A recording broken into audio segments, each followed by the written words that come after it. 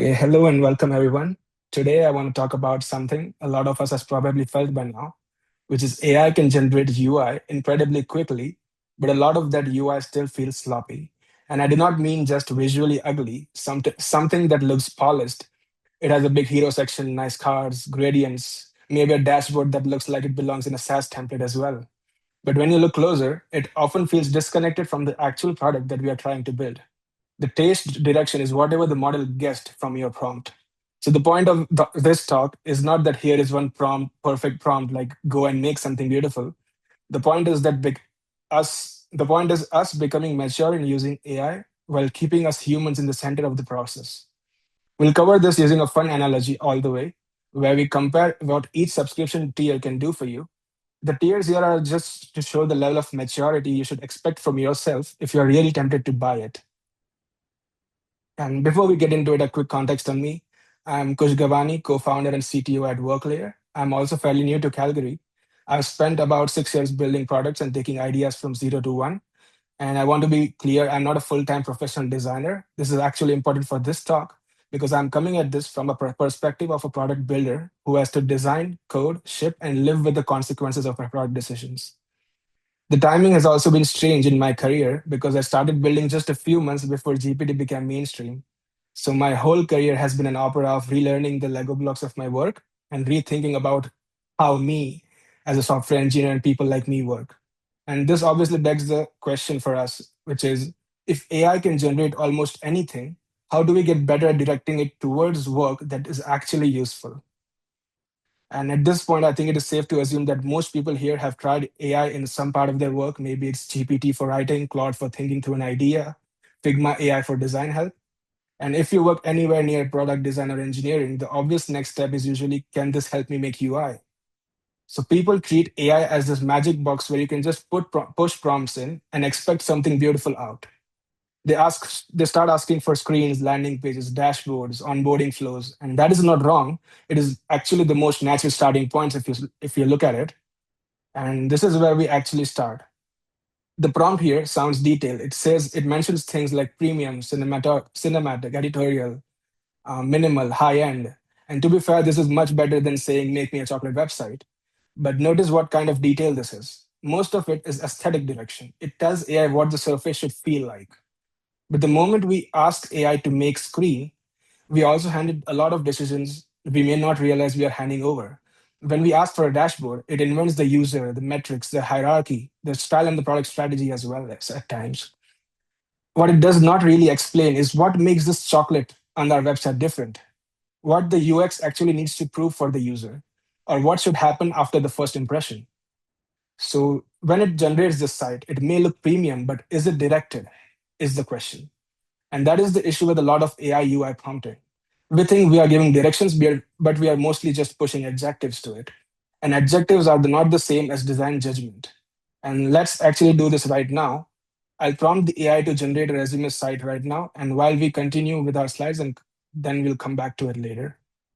So the prompt I'm going to push here is really simple. Create a modern personal portfolio website for UI UX designer.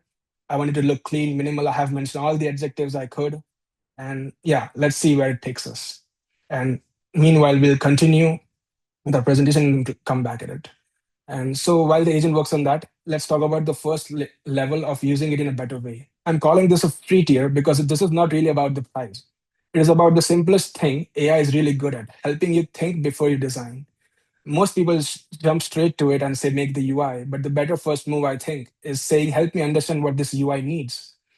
And before AI designs, I want you to make it question what state exists, what are the users, what edge cases matter. Because if those things are missing, AI will still generate something, but it will just fill in the gaps with the default it knows. And that default is the average of everything it has learned so far. And so the free tier lesson here is simple. Don't ask AI to make the interface first, ask it to gain clarity.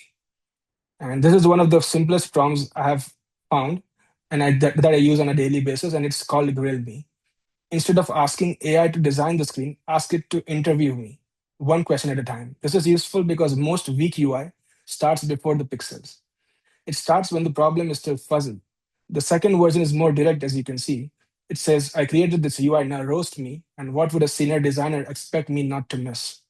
The tone AI responds with is a little dramatic, but the job is serious. I want the LLM to pressure test the work before I actually get attached to it.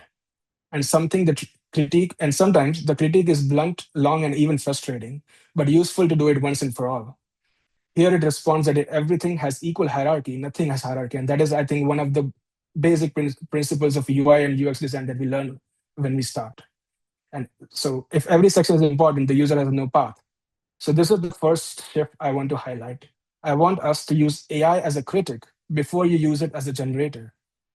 And moving on to the next, this one is a little weird, but I use it all the time. Before asking AI to make something polished, ask it to show you how cheap versions of the layout look. So AskAI for this is a great because it removes the decoration. There are no gradients, no fake brand polish, no beautiful cards distracting you. Here I'm just asking it to generate a few layout options for a complex pricing table. That matters because the first version of the UI should often answer structural questions, not the visual ones. What needs to be compared, which plan should stand out here. AskAI lets you evaluate the skeleton before you fall in love with the skin. So instead of saying that make me a beautiful pricing table, I want agent to help me compare layout strategies first. And then me as a human can actively select what fits best for me. And then I can decide which direction deserves the visual design. This other prompt is about using AI to find the states your design needs to handle. Instead of asking make me a checkout page, we ask it to list the possible states and prioritize them. The useful part here is the grouping of these states. What are the must-haves, the should-haves, and the can-wait states? That turns a messy list into a design decision. For example, payment fail is a must-have because without it, the user cannot recover. Gift message edge cases might be real, but it probably does not need to block launch. So the value here is not that AI magically knows your product. The value is that it helps you see what needs a design decision before you ship. So let the state explore first, then choose actually what matters. Here are quickly two other things that I think is worth understanding the intention behind it. The first is red team my flow.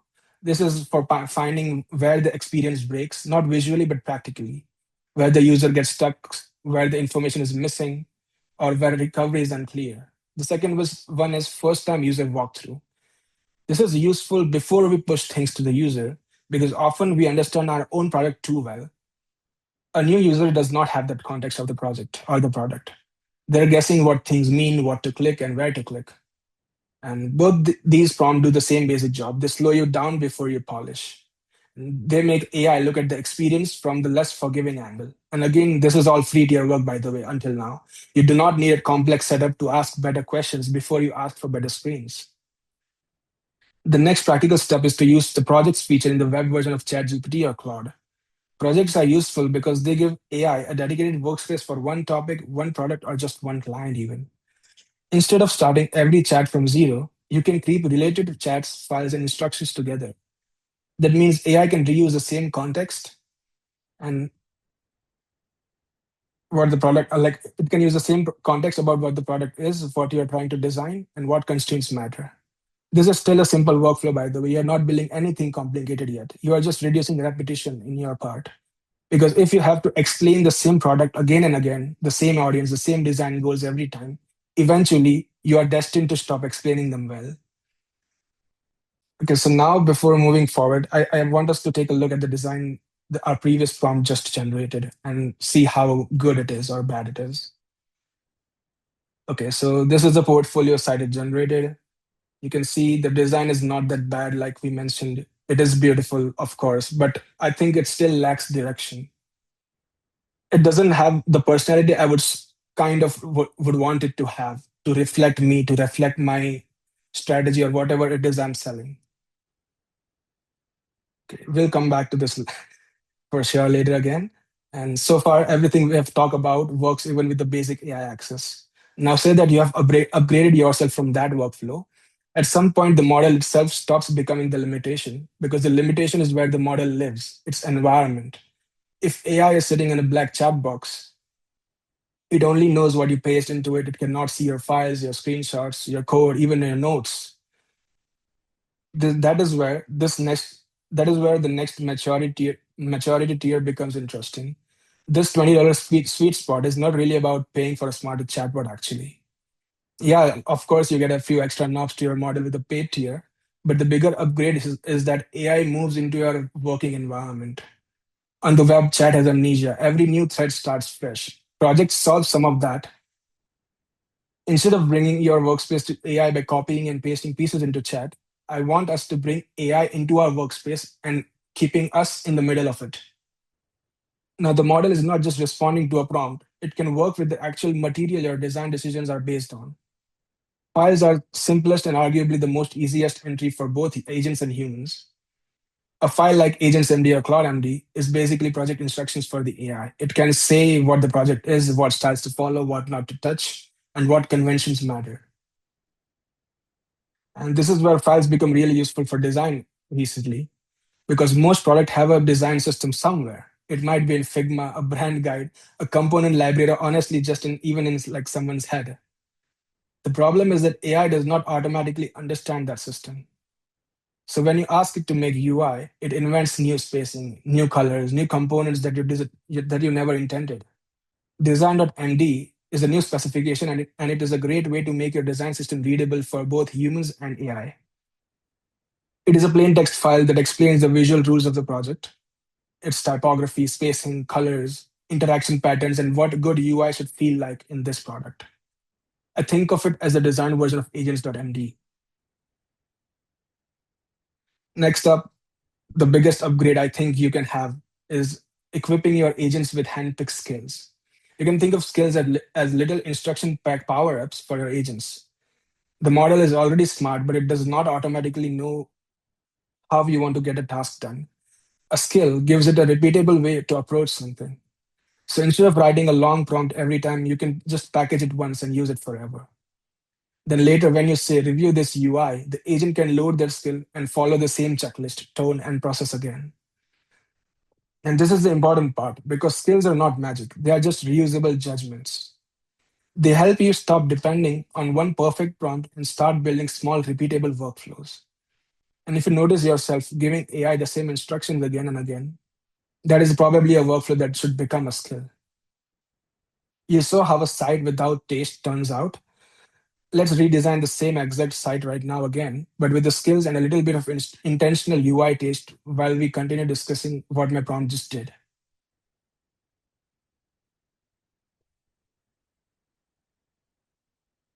So I'm going to prompt here, redesign the same site and refer to my design. And with this file, I've just spared the liberty of creating it myself before this presentation. And this will help the agent to align itself with the design strategy I'm just mentioning here. And let it work. We'll come back to it again later. So let's talk about the anatomy of a skill. Creating and exploring an existing skill is very simple. It is just a name and description which is shown first to the agent so it knows when to use it. If your prompt matches the description it can fulfill, only then the agent reads the entire skill and when it is absolutely sure that it is needed. Remember that agents are priced by tokens, and skills can help you save these tokens by progressively revealing stuff that matters to your agent. There is a main skill.md file for this. This is the core instruction file. It explains the workflow, the standard that the agent should pay attention to. And then there can be more files around it. That is the part I want to highlight. A skill does not have to be one giant prompt. It can include supporting material, design tokens, component patterns, typography rules, and whatnot. So the simple mental model here is that a skill is a small reusable folder of instructions. The name tells the AI when to use it, the main file tells it exactly how to use it, and the extra files give it the deeper context it needs when the task needed to be done. And you also do not have to start from scratch at all. There are already places where people are sharing useful skills. Places like skills.sh, Anthropic's own skill repo is good for seeing what the format can do. Even if you do not use even if you do not use every skill directly, it helps you understand a pattern. And the third one is uiskills.com. It is much more focused on design and front-end workflows, which is closer to what we care about here. The point is not to install 100 skills. The point is to notice that reusable AI workflows are becoming shareable artifacts. Just like team as humans share components, templates, and design systems, we can also start sharing the way we want AI to think to design work. And this is the way I think about good UI. It is not one thing, it is a stack. The first layer is the visual direction. This is the overall look and composition. Basically, what visual world are we asking the interface to live in? The second is design quality. This is whether the interface actually works as a design that we need. And the final one is interaction feel. This is what the UI feels like when it is being used. The reason this matter is that most prompts only describe one layer. That is the visual direction that we just saw. They say make it premium, make it modern, or even make it minimal. But the good UI needs more than just a vibe. So the skills that I'm going to show now map to these layers individually. And this is just a personal preference. It is not a professional advice. So here are some of the skills that I find helpful. So the taste skill I found to be good when I want to give agent a visual direction. The impeccable skill is very useful to define a design vocabulary that your agents and you understand. And this vocabulary is designed by you yourself based on the project requirements. And the third one is MS design engineering skills. This handles more of the interaction feel of what your product or what your site does. And these are not only skills that you can use, they are just examples of a bigger idea. Finally, let's see what our redesigned site looks like after I use those skills to define exactly what I want and capturing it with the design.md.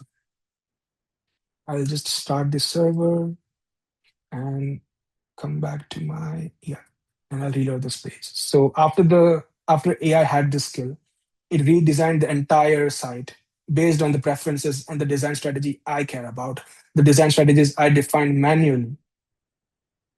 And as you can see, the site has more animations, more interaction feels to it. It is more dynamic, it is more personal to what I want. And this is just something that we have defined with ourselves. That we already do this when we are communicating with our clients, when we are doing team meetings and everything else. Yes.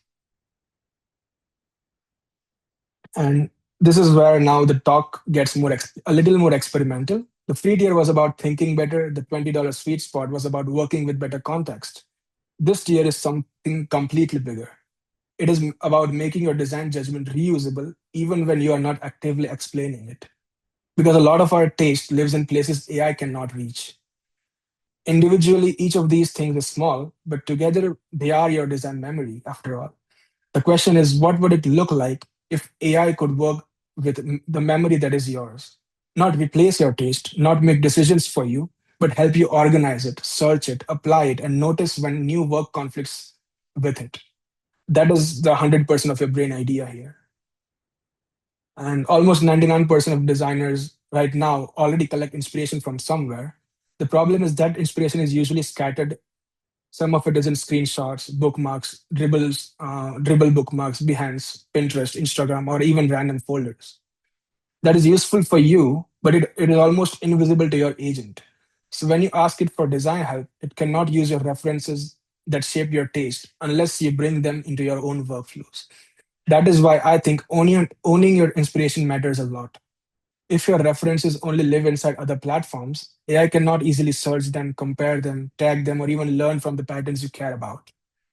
But if you collect them in a system you control with files and metadata, that they become usable context. And this is where I'm just using Eagle as an example here. It is built for collecting visual references, web captures, folders, tags, notes, whatever. But the real point is not everyone should use Eagle. Eagle keeps everything as a simple folder in a computer. This folder is owned by you in your computer. It lives in your memory. You can pull it out of Eagle whenever you want and use it somewhere else. The point is that inspiration should live somewhere where you can own and reuse. I actually built a cheap version of this app myself with AI first. At that time, I did not know exactly what I needed, and Eagle felt more than what I wanted. So I made a simple version that I'm happy to show after this presentation or somewhere else. And yeah, this is another way to make the system remember. Instead of waiting until someone actually notices a problem, I think you can also create recurring checks. The goal here is not to replace human critique.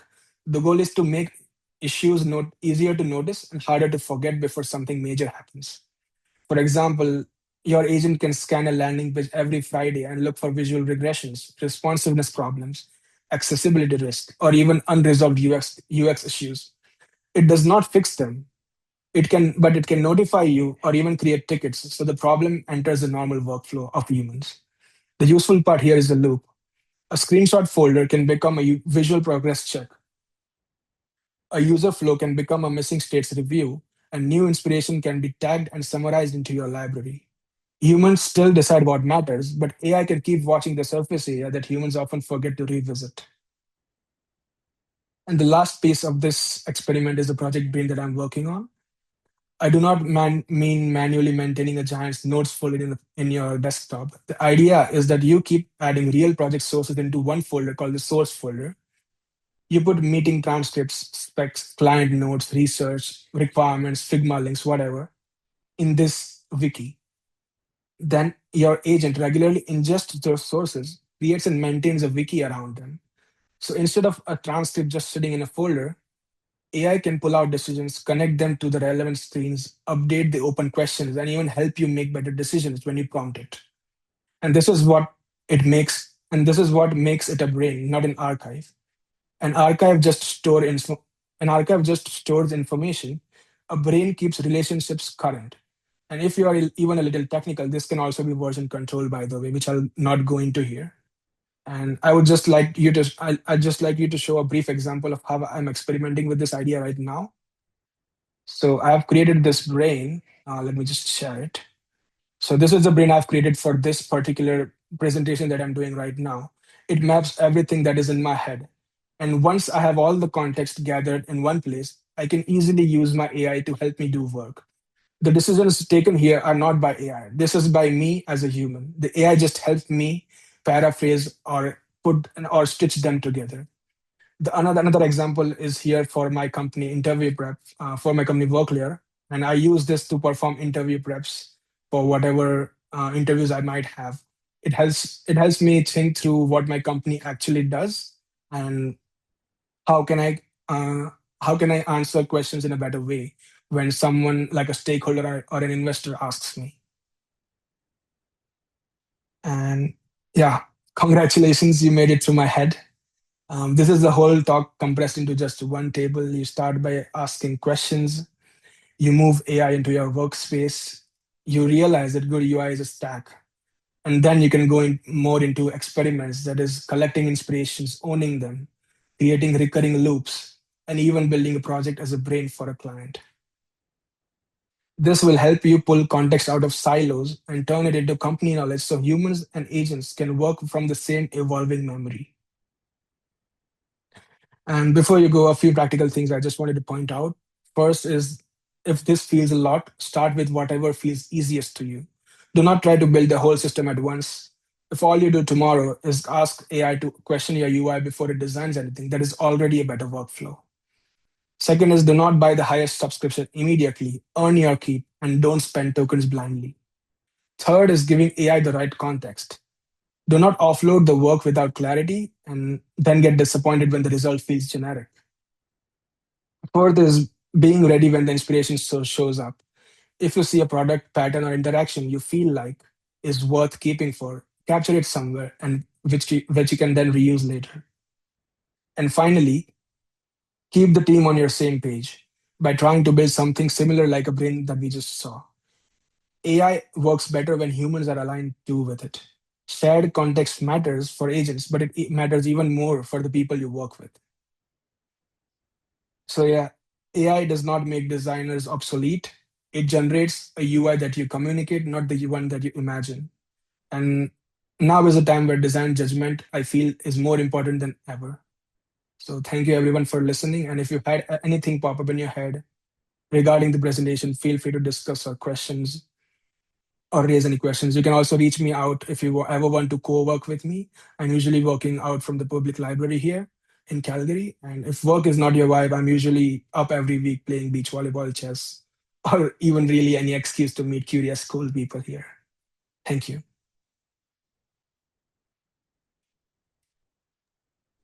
Thank you so much, Kush. I think this is the most how to say that, the most useful, easy, understandable, no bluff, no nothing, just Yeah, 100% good stuff conversation I ever had, That's yeah, really hard, to be honest. I think people should learn from you because sometimes there's quite a lot of bluff and they make it look like magic, and you suddenly yeah. just remove the curtains behind all of this drama.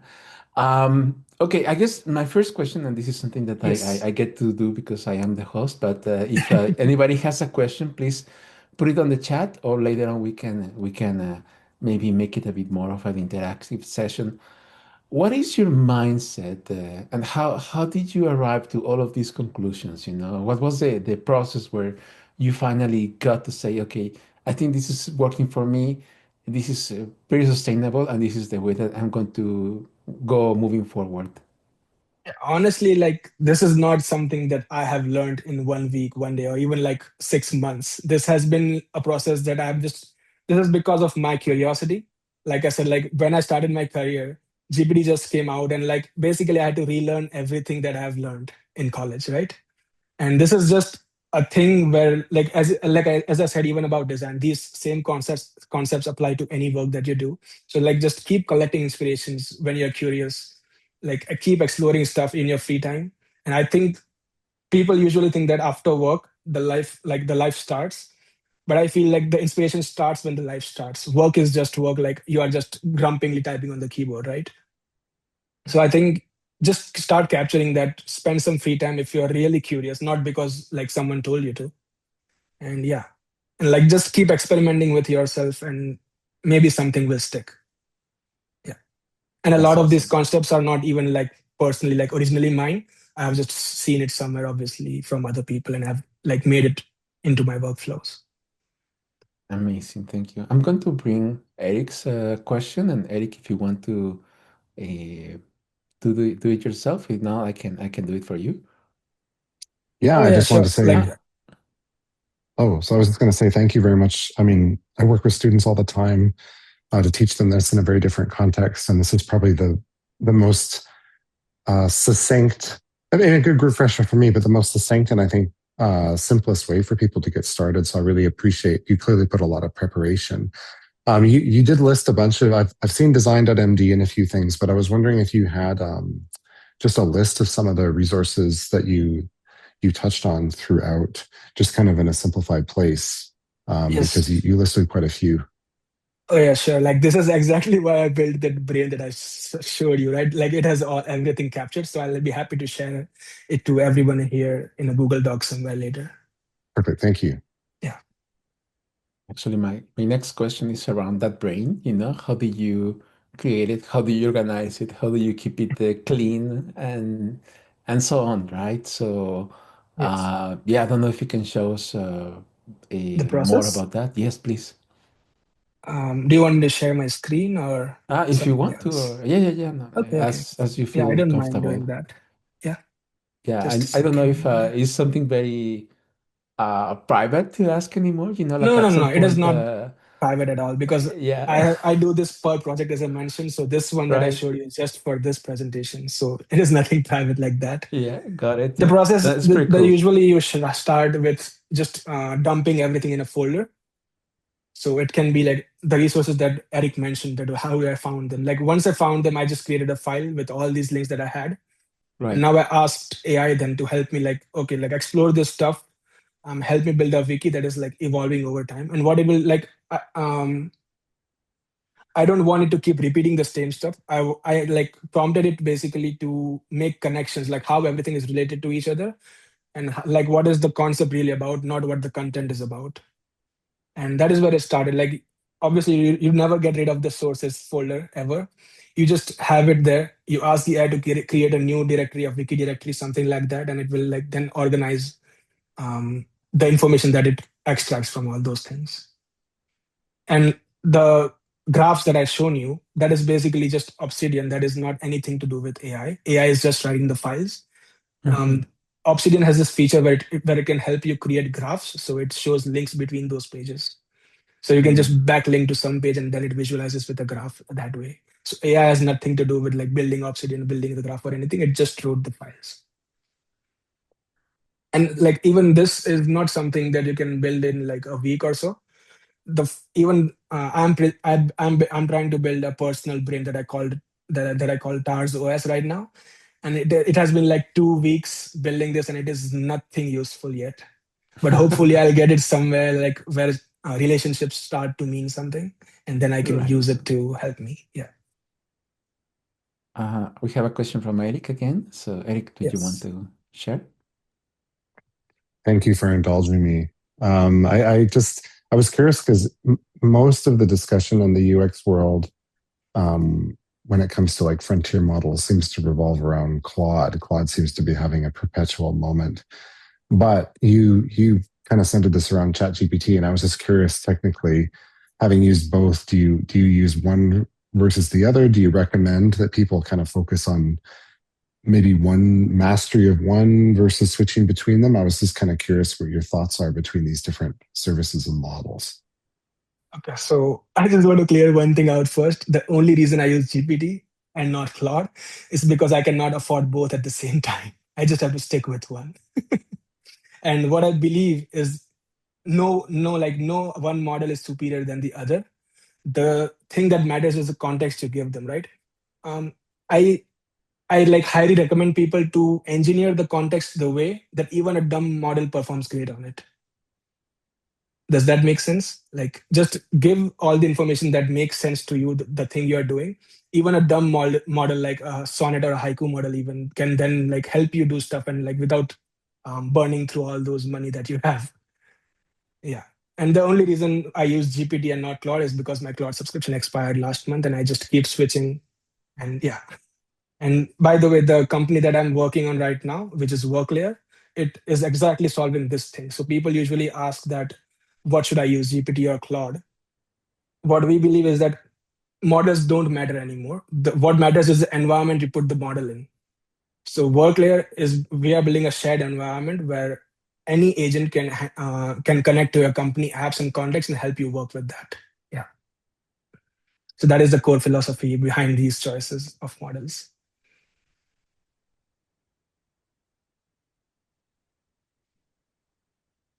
What is your workflow for the final touches of the initial design the AI came up with? Do you trust AI and are not doing much fine-tuning of design?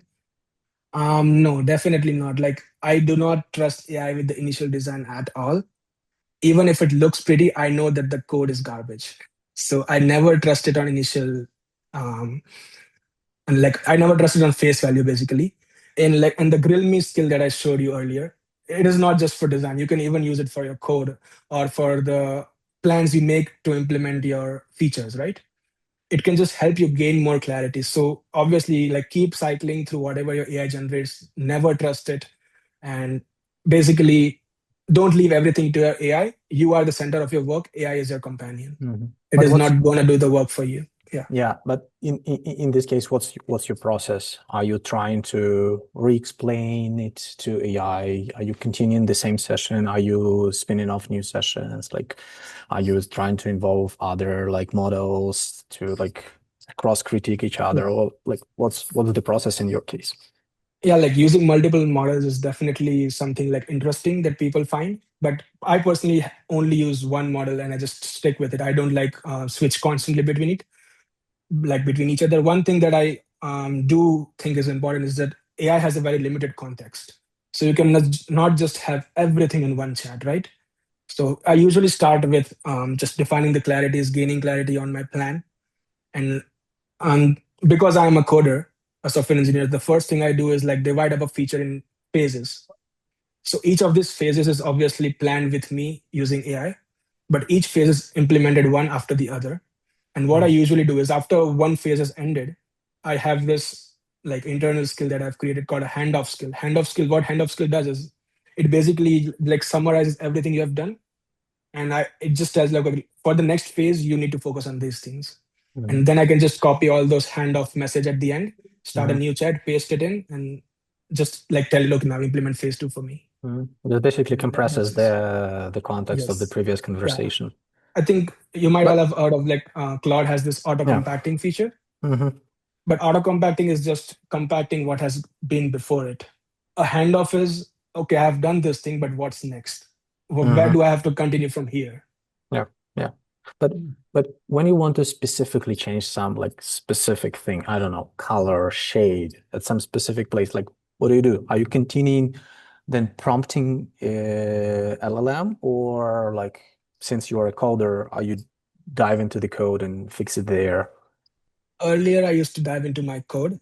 Not Mm-hmm. gonna lie, now I all I do is prompt for that, but I only prompt for that after like I have experimented. So the browser has this inspector tool, right?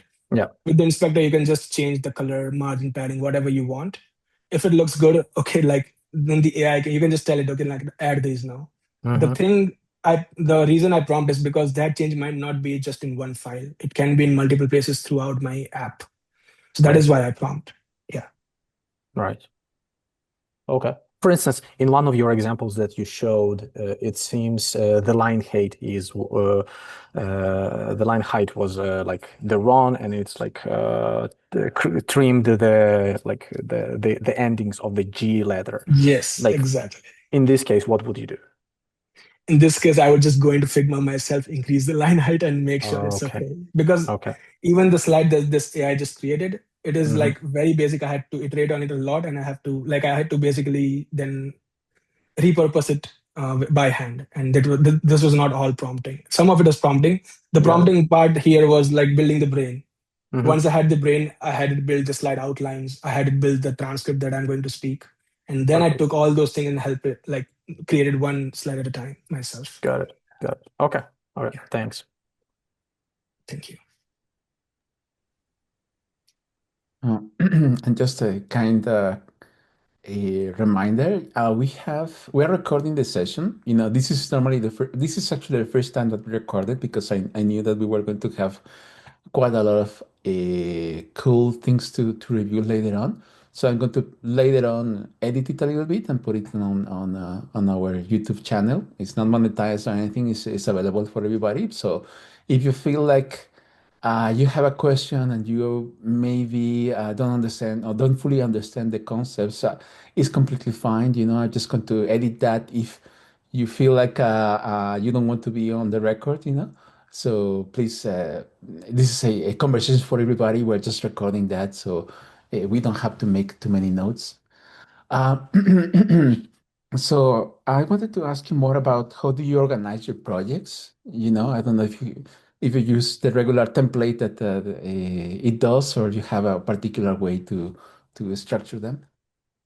No, it just for my projects personally, because I'm a software engineer, my projects are usually code. It is not a lot of design stuff. Mm. So my project usually starts with a code base.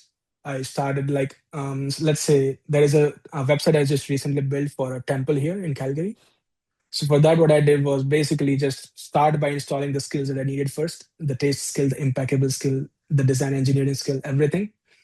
Then I sort of, and this was not even like, I didn't even know the brain concept then, back then when I started it. So I just created one file that had all the requirements. Then once I had the doubts, I just created a Google Doc, sent it to the person who wants this website, and just like ask them to answer all these questions for me. That makes like just help me gain clarity for the site I'm just creating right now. So it is a lot of manual stuff, but once I have those requirements, I can just bring them all into one markdown file. Any assets like images or videos that I have. Now I can just tell AI, okay, now just do this thing Love because that. I have both the concept, the requirements and the design I want to go for. Love that. Thank you so Yeah. much. I later on will have a couple of questions about your preferred skills, but I see Simran rising. So, yeah. Yeah. So, what's your question, Simran? So I got two. First one is that what's your take on using the approach like use tools like Claude or ChatGPT just to generate those design instructions and then feed those design instructions into the tools like Google Stitch? Because nowadays there is a thing called design.md file as we discussed as well. So how about like generating the instructions that this is what I want to build for my project whatsoever, then create a design file and feed it to the dedicated softwares or maybe the LLM tools who are specifically built to create the designs instead. In other words, like using ChatGPT or Cloud to generate designs versus using them just as a brain to generate the instructions and then feed those instructions into the brains like Google Stitch, which who are fully responsible for designing only. Yes. So what I think is the platforms like Figma AI or even Google Stitch, the thing that they provide the AI is the environment they are in. They provide, okay, now the agent can see your layers, they can see these screens and whatever. But under the hood, it is always using Gemini, Claude, or GPT, right?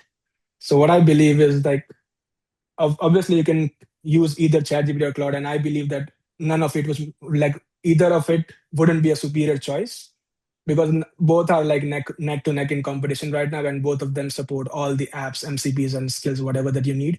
And skills, the beauty of skills is that skills is like a general concept. You can like take it to any model, right? You can take it to Gemini, you can take it to GPT or Claude, anywhere.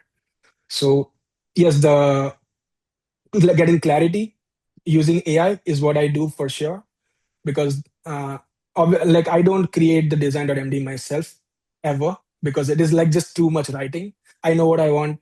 I'll just cycle through the chat with Codex or whatever. And because I also don't use platforms like Stitch right now because it is not in my workflow. But if I would, this is what I would do: like just interact, use a bunch of free usage that GPT provides, get a clarity statement out, get the requirements, and then take it to Stitch. At the end of the day, both platforms provide the same model.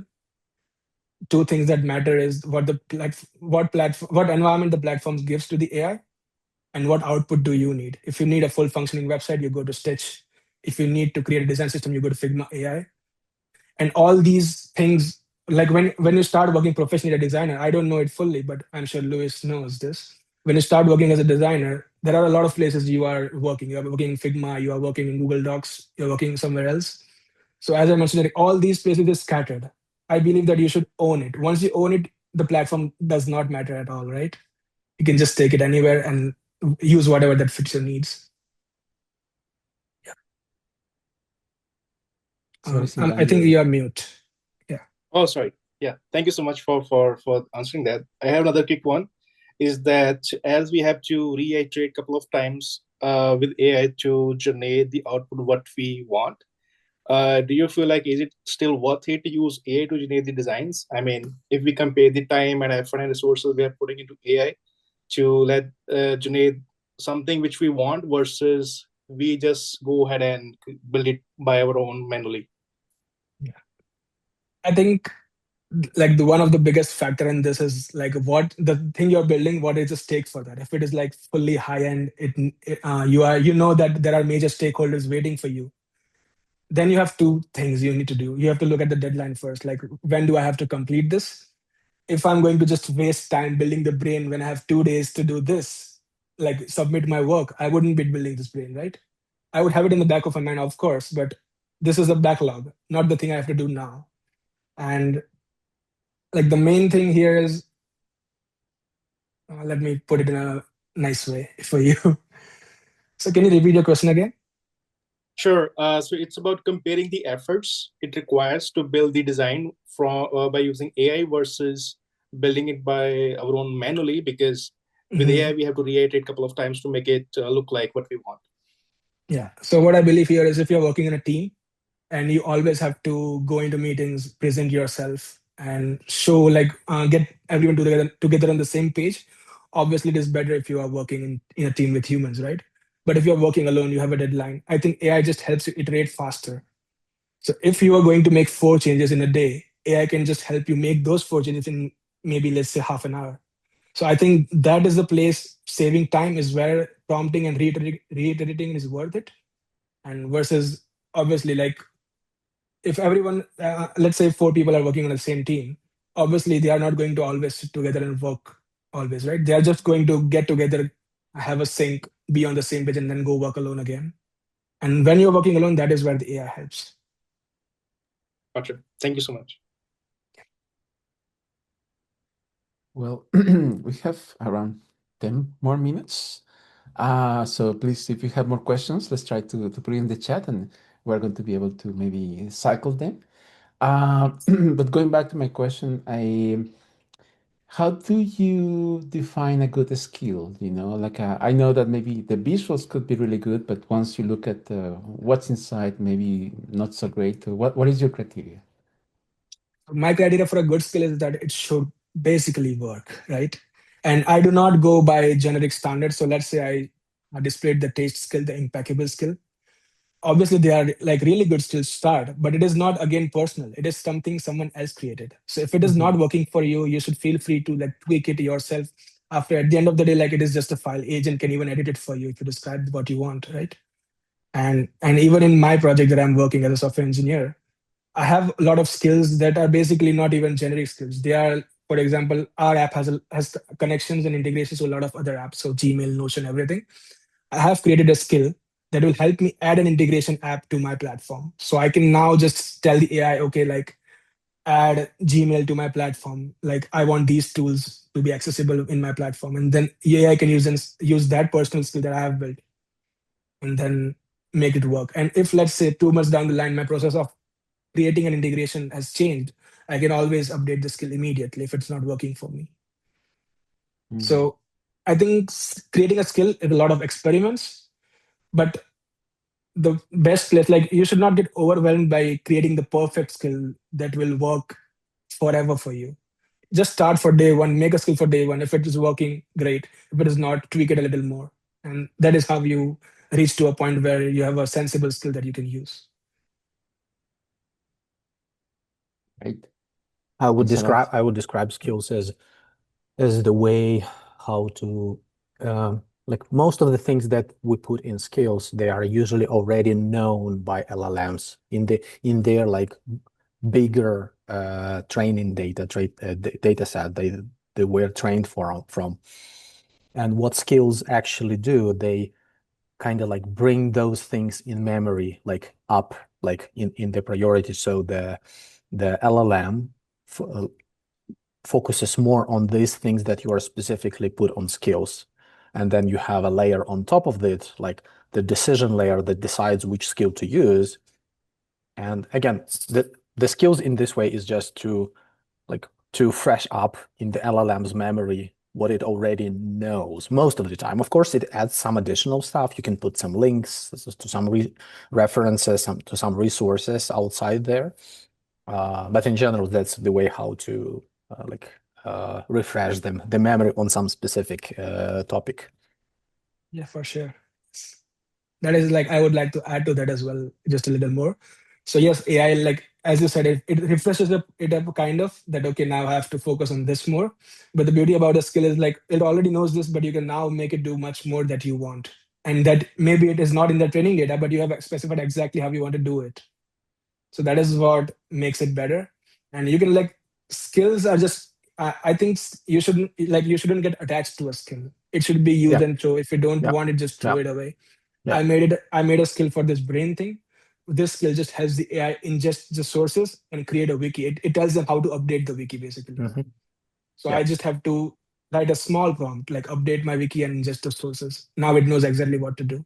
Yeah. But if again like this is not working for me after 2 days, I'll just remove it or rewrite it again. Yeah. That's Or the like help. yeah, That's the healthy way to use skills. They are basically just not get attached it's to just it. yet another way to enhance your prompt. Yes. That's And even basically the skills that I'm showing right now, the taste skill and everything, it might not be relevant 1 month down the line. Just yeah. don't like be too dependent on it, is what I mean. Mm. That's incredible. Well, we have a couple of minutes more in case that maybe you have to go somewhere else, Otherwise, Oh, I'm all good. yeah, Yeah. okay. I didn't want to push my luck because it's Friday evening, night, and it's party weather, I guess, finally. So if somebody needs to disappear, I totally understand it. Okay, so we have a question from Gauri. Gauri, do you want to ask your question, or I can just tell it myself? Hi. Oh, sure. Sorry. I have to escape into a different room because the person mowing the lawn just came and it's really loud. What? Okay. It's not 7 a.m. That's the time that everybody It's not fair. loan at 7 a.m. Yeah, sorry. Hopefully you can't hear it. But anyways, Okay, yeah, it's okay. I had two questions. One is kind of I'm asking because at work right now, so I'm a UX UI designer, and I'm helping our creative director create some sort of plugin that we can implement company wide, basically like a brand skill. And it would account for just brand as like tone of voice and look and feel, but also a lot of our company are, experimenting with AI and they're building their own internal tools and we're trying to connect it all. It's a bit of a mess, but it's interesting and exciting. So part of what we want this plugin or whatever it is to account for is kind of utilizing our design system. And so, one thing that's been on my mind is like how to roll that out and also keep track of what the outputs are, because individually, I think you can refine and check and refine, but when it's rolled out to a bigger team, I feel like that's harder to do. So I'm curious if you'd have any advice on that or how you might approach it. Um, yeah, Yeah, for that's sure. one. So the way I work, like even this is the exact same thing we are trying to do right now in our company. We are a really small team. We are just two people working on it right now. But the way we work is once I have a skill and it is working for me, I don't roll it out to my whole team. It's just a few people that I trust that will help me get some feedback and not just keep using it and like showing the work off, right? So that is one important thing, that you just slowly spread it. Don't give access to it to everyone, because then everyone thinks it's official and they have to use it and they have to approve whatever gets generated from it. So that is the first thing. The second thing is, once you have just a small trusted group of people, you can use the concepts like the grill me skill that I told. So you can just use that. You can use grill me in the context where agent doesn't have those skills, so it doesn't get biased.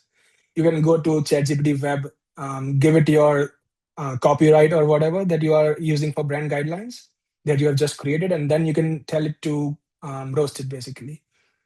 And that is where the skill bias, I think, wouldn't interfere with your work, and that is how you can like get honest feedback, I believe.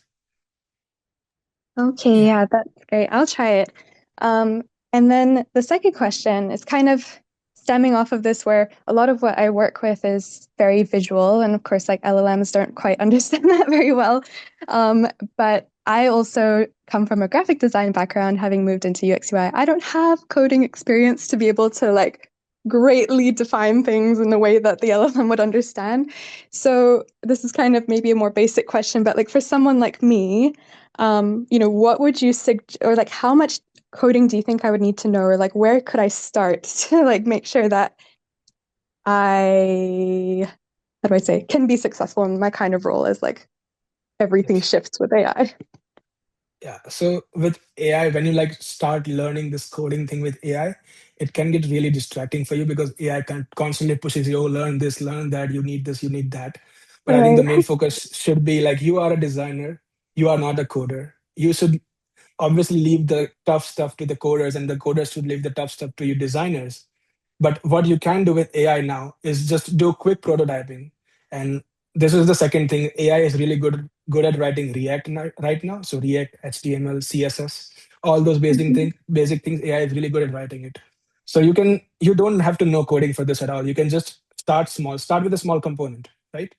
You just define, okay, this is the date range picker I have designed. I want you to prototype with HTML, CSS, or even with React, right? And Mhm. you don't even need to know how to set up a React project for this. AI can just do it for you because it is so smart now, right? So once you Okay. start small, start with the component. If you think the thing is not working, just copy the error, paste it into AI, because you are not a coder, right? But there is a 90% chance that those errors get fixed by AI, is what I mean. Okay. Yeah, because I Yeah, remember you mentioned something about like, oh, I forget how you said it, but something about where AI could come up with something, but like the code is kind of garbage. So exactly. just Yeah, but to make this is sure. the part where you shouldn't be worried about, because I'm a Okay. coder. I care about the code. That is garbage for me. But for you, what you really what really means to you is showing the prototype to someone else. Okay, like this is how it really feels when you interact with it on a website. That is what matters, not the code you have written. Because once you have the prototype, you have established your case, then the engineer can come in and make exactly that. And I know engineers won't ever make it exactly like that, but okay. Okay. Okay. Thank you. I appreciate it. You're welcome. Those were excellent questions. Any other questions, anybody? I mean, this is a good chance to get some And feedback. if anyone is running late, I'm always available. Like I said, just hit me a DM on LinkedIn, whatever. I'll be happy to discuss and just meet Yes, new people. I'm going to copy your LinkedIn profile again. If somebody joined a bit later, I can do that. Okay. Maybe didn't get the whole chat. I'll Okay. also comment the slideshow that I just created, right? That I just presented in the meetup comment section. Oh, Just if nice. anyone wants to download it as a PDF or whatever. That's pretty neat. And I noticed that you did quite a lot of cool graphics, you know. Did you use also some of those AI superpowers to get that nice? Very definitely, yes. Yeah. What was your tool? The tool was basically so one thing I used was because I didn't have much time. Just 2 days ago, I remembered I have to actually create a presentation for this. That's a flex I now. It's had like the concept. No, no, no, no, no, no. 5 minutes before So, joining. so a week or two ago, when we decided, I already had started building the concepts and the brain thing. So I already had that, but the actual slide is the way I had to present it. I just had a story. Okay, I want to go through these tiers of free $20 and $100 thing and just Right. evolve that way. But I didn't have any slide deck. So the first thing I did was just pick up Figma slides. That was a cool template that I saw there with a good design. I just dropped it in. And for the images, I used AI, and for the content writing, I used again AI, but with the concepts from my brain. Nice. Well, that's incredible. And I was joking, of course. I knew that you already had something, so That's no fine. problem at all. I mean, no, at the contrary. Thank you so much for investing time and energy on educating us Thanks. and to show how wonderful AI can be. And certainly, I'm looking forward for everybody to maybe show some of the projects that you are working on and how you apply these lessons learned and maybe how did you take it to the next level, right? Because I guess Yeah. there's always going on. There's something going on. Because even a lot of this concept that I just showed, I don't use on a daily basis. That I'm like very clear. I don't use on a daily basis. I don't want to overwhelm myself when I'm working. Just Yeah. like focus on the things that you want to get done. If it is helping, it is helping. If it is not, don't dwell on it.